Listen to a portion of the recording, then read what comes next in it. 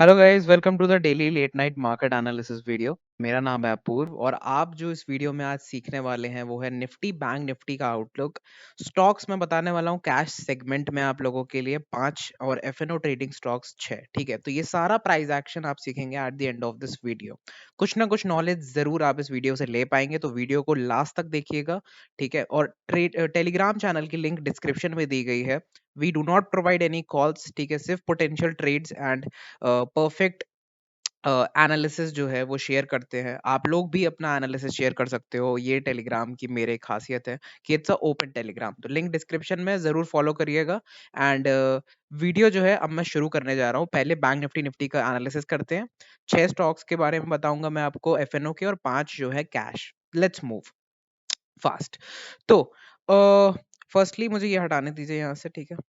तो मैंने क्या देखा गाइस कि ओवरऑल ट्रेंड क्या चल रहा है फिलहाल निफ्टी में। बहुत ही सिंपल एनालिसिस है निफ्टी का। ओवरऑल ट्रेंड चल रहा है निफ्टी का एक अप ट्रेंड, ठीक है। जब भी एक डिप आती है तो वो जब भी एक डिप आती है, ठीक है, देखो डिप आई, ये गैप डाउन हुआ, डिप आई और ऊपर मूव करके एक हायर हाई बना दिया, डिप आई एक हायर हाई बना दिया। देखो इसे कहते हैं फॉल। ये फॉल आया, ठीक है। फॉल आने के बाद क्या हुआ, एक हायर हाई बना दिया, ठीक है भाई। फॉल आने के बाद भी वी शेप रिकवरी के साथ हायर हाई बन रहा है। तो क्या दिख रहा है यहाँ पे, एक आपको लास्ट सेशन में देखो एक निफ्टी यहाँ पे खुलती है, नीचे टच करती है और इसी रेंज में रह जाती है। तक की 15 मिनट की कैंडल की क्लोजिंग यहाँ पे नहीं हुई है ऊपर इसके। दैट इज तुम्हारा 17,580 लेवल। 17,580 के ऊपर क्लोजिंग नहीं होती है और 17,470 के नीचे क्लोजिंग नहीं होती है। तो ये क्या है, less quantity trade and better quantity trade. तो ये आप देख रहे हो 50 डे एक्सपोनेंशियल मूविंग एवरेज यहाँ प्लॉटेड है। 200 भी यहीं कहीं पास में आया हुआ है, तो उसका कोई मतलब नहीं है ज्यादा, क्योंकि मैंने अपना काम जो है 50 डे एक्सपोनेंशियल मूविंग एवरेज से ही कर दिया है, ठीक है। तो अगर आपको इस तरीके की एक कैंडल दिखती है तो एक बेटर ट्रेड अपॉर्चुनिटी आती है। रीजन ये है बहुत सिंपल कि ये देखो, ये इसे कहते हैं फॉल और वी शेप रिकवरी। फॉल ये होता है और ये क्या होता है, ये होता है एक रिट्रेसमेंट, ठीक है। तो निफ्टी रिट्रेस कर चुकी है।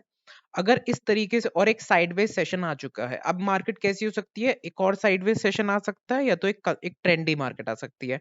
ट्रेंडी मार्केट कब आएगी, जब या तो इस तरीके की एक कैंडल ऊपर के लिए ब्रेकआउट देगी, या तो इसी तरीके की एक कैंडल, एक बड़ी सी कैंडल एक नीचे के लिए ब्रेकआउट देगी, ठीक है। इन दोनों सिनेरियोज में आपको ट्रेड एंट्री अपनी करनी है, ठीक है। बेटर क्वांटिटी ट्रेड मतलब ज्यादा क्वांटिटी से कर सकते हो। अपनी पोजीशन साइजनिंग अच्छी रखना, रिस्क खुद से मैनेज करना, जितना रिस्क ले सकते हो ट्रेड में उसी कैंडल के नीचे स्टॉप लॉस लगाना है, ठीक है। अगर इस तरीके से एक कैंडल बनती है नीचे के लिए, तो आप वहां पे 15 मिनट की क्लोजिंग का वेट करेंगे एंड शॉर्ट करेंगे मार्केट को। टारगेट नंबर 1 जो है 17,260 का होगा। एंड अगर मार्केट वहां नीचे जाके ऊपर आने लग जाती है तो ऑफकोर्स जीरो पीएनएल पे अपना एसएल रखना, ठीक है। ऐसा ना हो कि आपका प्रॉफिट चला जाए, ठीक है। जीरो पीएनएल पे भी निकलना कोई दिक्कत की बात नहीं है। बट अगर मान लो यहाँ पे आती है, कंसोलिडेट करने लगती है, ठीक है, तो ऐड मत करना अपनी पोजीशन में, let it go, let it run, ठीक है। क्या पता वो इस यहाँ पे जो ये गैप था ये एक बार भी फिल नहीं हुआ, ये पूरा गैप, क्या पता ये वो ये गैप फिल कर दे निफ्टी यहाँ पे, ठीक है।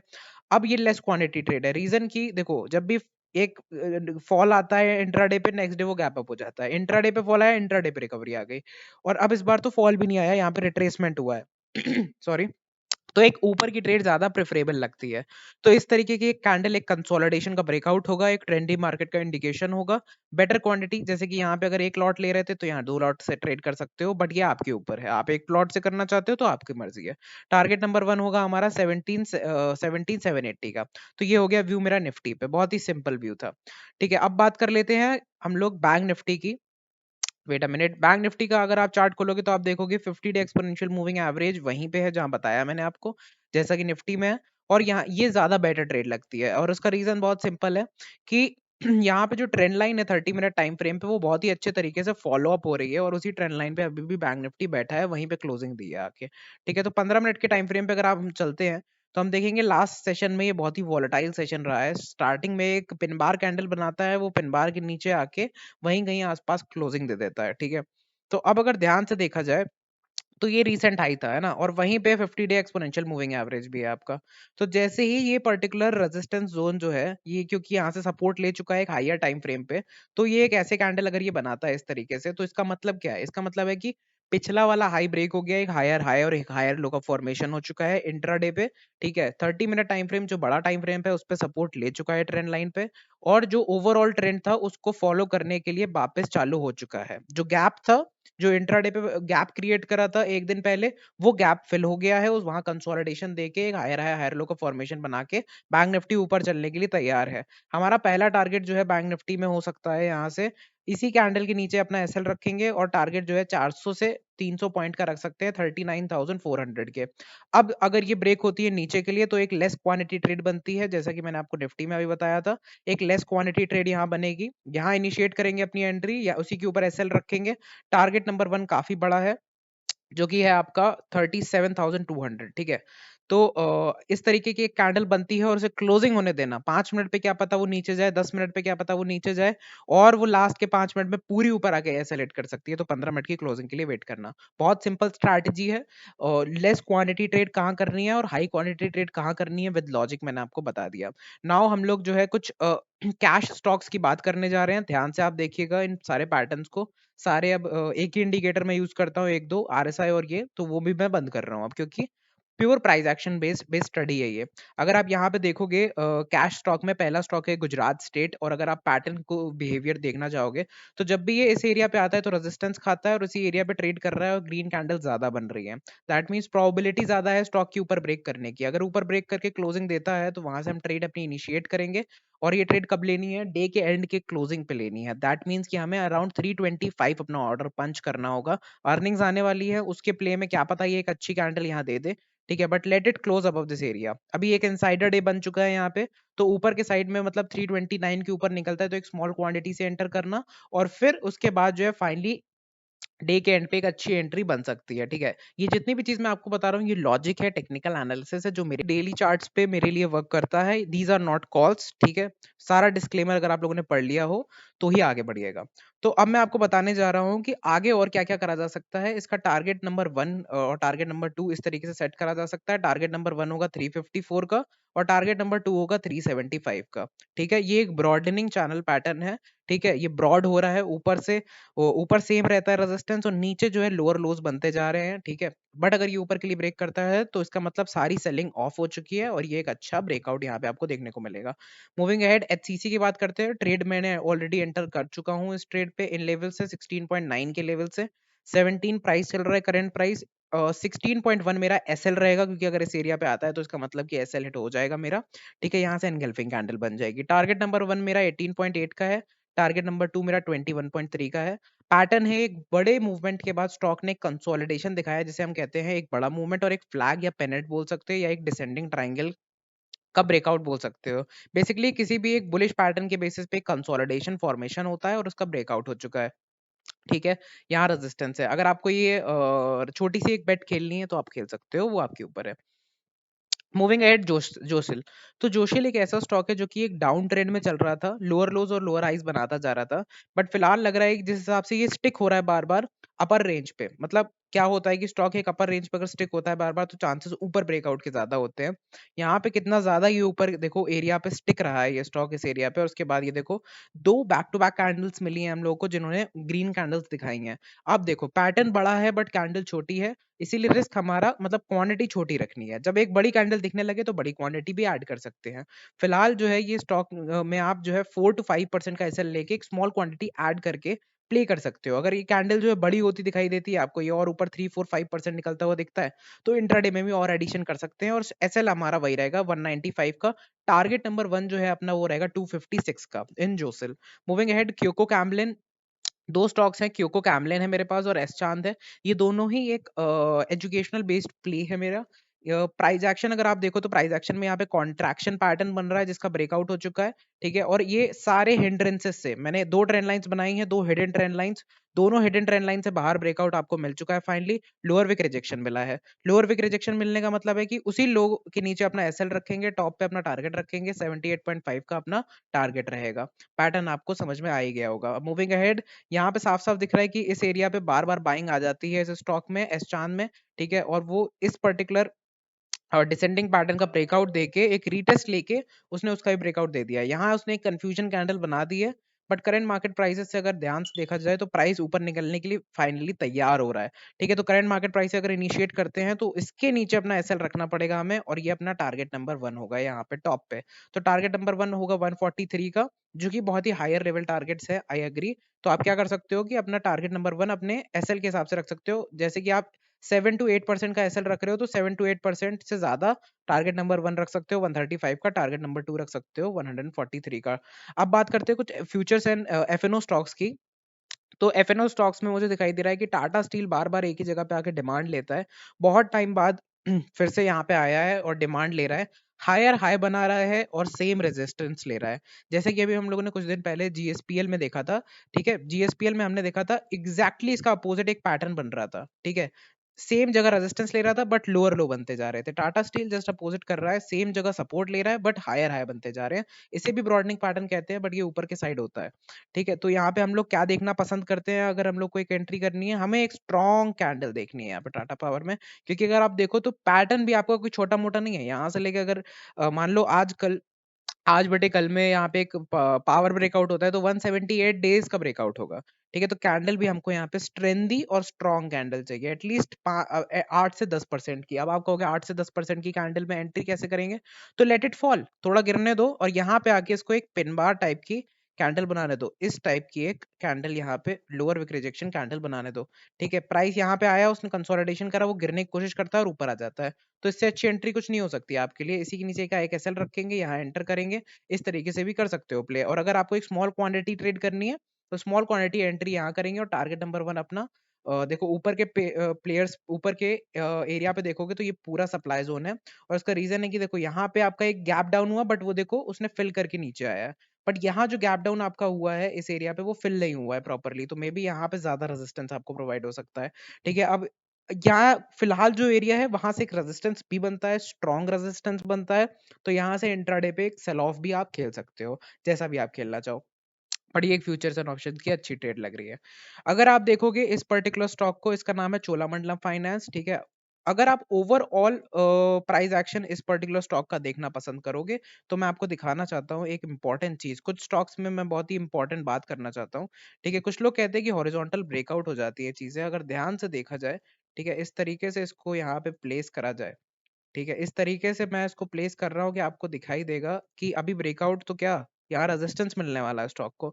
इस जगह पे ये सपोर्ट लेके इस जगह पे आता है, रेजिस्टेंस लेता है, यहाँ से सपोर्ट लेके ऊपर जाता है, रेजिस्टेंस लेता है, यहाँ से सपोर्ट लेता है और फिर से यहाँ रेजिस्टेंस लेके स्टॉक गिरेगा। समझ में आ रहा है? तो जो जो लोग हॉरिजॉन्टल ब्रेकआउट्स पे बिलीव करते हैं प्लीज बिलीव करना छोड़ दीजिए। ठीक है, और थोड़ा सा अपना जो है ब्रेन इस चीज में लगाइए कि कैसे ये फेक आउट कन्वर्ट हो जाता है, क्योंकि 70% टाइम तो फेक आउट होता है। तो क्या कर सकते हैं, मे बी आपको एक कल 1:1 की कैंडल मिल जाए, वो प्ले कर सकते हो इंट्राडे पे, या फिर एक छोटा मोमेंटम यहाँ से कैप्चर कर सकते हो। बट जब भी स्टॉक जो है एक रेजिस्टेंस पे आके इवन छोटे मोटे एक्यूमुलेशन के बाद भी ब्रेकआउट अगर देता है तो वो स्ट्रॉन्ग ब्रेकआउट उसे नहीं कहा जा सकता है। क्योंकि हमें जो है एक मोमेंटम ऊपर के साइड पे मिलता है, कहाँ पे, एक आफ्टर अ बिग फॉल, एक बिग फॉल आया, ठीक है, डबल बॉटम बनाया, ये जो ब्रेकआउट है यहाँ क्यों नहीं एंट्री करते हो, यहाँ क्यों एंट्री करनी है? ठीक है, इन वैल्यूएशन पॉइंट्स पे एंट्री करना सेफ लगता है बट यहाँ वैल्यूएशन पे एंट्री करना सेफ नहीं लगता है, खुद ही सोचो। ठीक है, तो ये दिक्कत जो है अगर आपको आती है तो do not trade this particular stock, क्योंकि मुझे लगता है यहाँ से रेजिस्टेंस मिलेगा। ठीक है, moving ahead, mind sorry Hind copper अगर आप देखो ध्यान से तो हिंद कॉपर में भी सेम चीज हो रही है, एक पैरेलल चैनल पैटर्न बना हुआ है। ये कुछ टिप्स एंड ट्रिक्स है जो मैं आपको देना चाहता हूँ जिससे आप सेफ सिक्योर हो जाए कुछ चीजों से। तो यहाँ ब्रेकआउट जरूर दिख रहा है आपको इस लाइन का, बट अगर ध्यान से देखो तो जो लोग इस ब्रेकआउट में फंसेंगे वो इस तरीके से फंसेंगे कि इंट्राडे पे एक विक बनती है यहाँ से और पूरा वो नीचे आ जाता है, धीमे धीमे करके स्टॉक आपका स्टॉप लॉस बेट करता है और लॉस जो है बढ़ने लग जाता है। रीजन ये है कि ये पैरेलल चैनल अभी तक ब्रेक नहीं हुआ है। तो कब ट्रेड लें, अगर इसने एक और कैंडल यहाँ से दिखा दी तो ये रेजिस्टेंस हो गया, तो ट्रेड ही मत करो, कितने सारे और स्टॉक्स भी हैं हमारे पास ट्रेड करने को। तो टोरेंट पावर की अगर बात करें तो ये थोड़ा बेटर स्टॉक लग रहा है, एंड रीजन इज कि यहाँ पे आपका एक पैटर्न का ब्रेकआउट हुआ है, ऑल्दो कैंडल बहुत ह्यूज बनी है, बट क्या पता कुछ दिनों में इस तरीके से ये एक प्राइस एक्शन ऊपर के लिए दिखाए। तो करंट मार्केट प्राइस से एंट्री और इसी के नीचे का एसएल रखेंगे। अगर 15 मिनट के टाइम फ्रेम पे देखोगे चल के, ठीक है, तो मैं आपको एक दिखाना चाहता हूँ बहुत ही बढ़िया चीज। 1 आवर टाइम फ्रेम खोलते हैं सबसे पहले, यहाँ से ये सपोर्ट लेता था स्टॉक, वहीं पे ये सपोर्ट ले रहा था, डेली चार्ट का ये पैरेलल चैनल बना हुआ था, और 15 मिनट पे अगर आप खोलोगे इसको तो आपको दिखाई देगा एक सिमेट्रिकल पैटर्न का, क्या बढ़िया तरीके से ये एक सेल ऑफ कैंडल आती है गैप अप होके और एक ब्रेकआउट होता है। इससे अच्छी एंट्री 558 5.5 से अच्छी एंट्री मुझे नहीं लगता कि हो सकती है इसमें। आप अपना 2 to 3% का एसएल लेके ऑलरेडी ट्रेड में 5 to 4% का इंट्राडे प्ले भी कर सकते थे, ठीक है। ऑल्दो ये मिस हो गया मुझसे भी, बट मैं बता सकता था अगर मेरे ये रडार में होता। नाउ आप क्या कर सकते हैं, स्विंग प्लेयर्स जो हैं, स्विंग जो पीपल स्विंग प्ले करते हैं वो इसमें एंट्री कर सकते हैं। इसके नीचे कैसल लगा के 1:1 या 1:2 का टारगेट एक यहाँ से एक प्ले आउट कर सकते हैं। साफ साफ दिख रहा है कि एक पैरेलल चैनल पैटर्न में आपको ऊपर की साइड ब्रेकआउट मिलता हुआ दिख रहा है।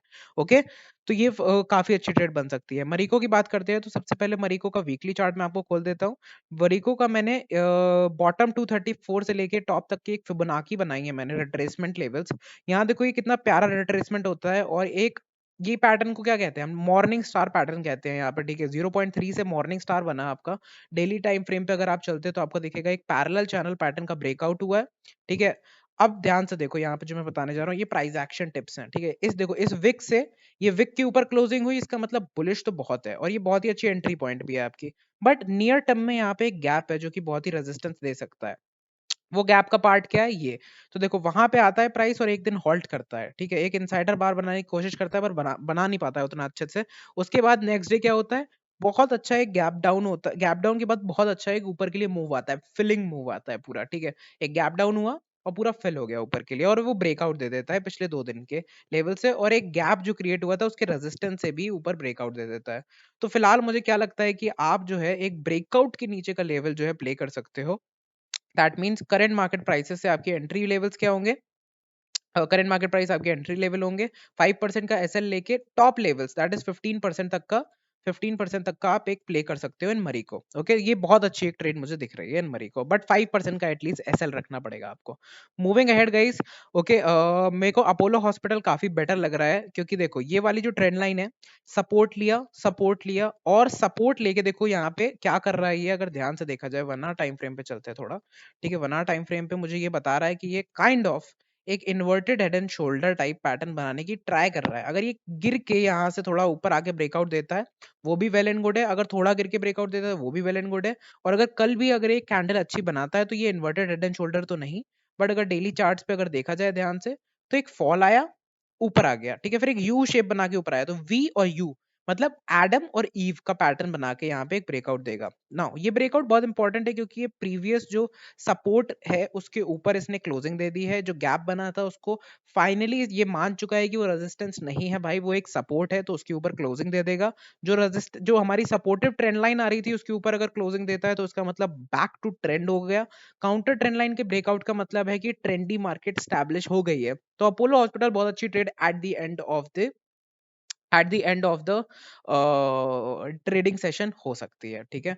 मूविंग अहेड और बात करते हैं हम लोग, ठीक है। तो निफ्टी बैंक निफ्टी की बात हम लोग ऑलरेडी कर चुके हैं। Thank you so much for watching this video. Telegram की लिंक डिस्क्रिप्शन में है, उस पर आपको इंग्लिश एनालिसिस भी मिल जाएगा। डेफिनेटली ये लिंक ये वीडियो उन लोगों के पास तक जरूर पहुंचाना जिनको टेक मार्केट एनालिसिस वीडियोस पसंद है, जिनको लगता है कि एजुकेशन एंड लर्निंग से आप कुछ ज्यादा सीख सकते हैं। अगर आपको पसंद आया डेफिनेटली शेयर करना इस वीडियो को, सब्सक्राइब करना, लाइक करना, ये सारा काम आप लोगों का है। मेरा काम था आप लोगों तक राइट कंटेंट पहुंचाना राइट टाइम पे। Thank you so much. और I daily make market analysis video.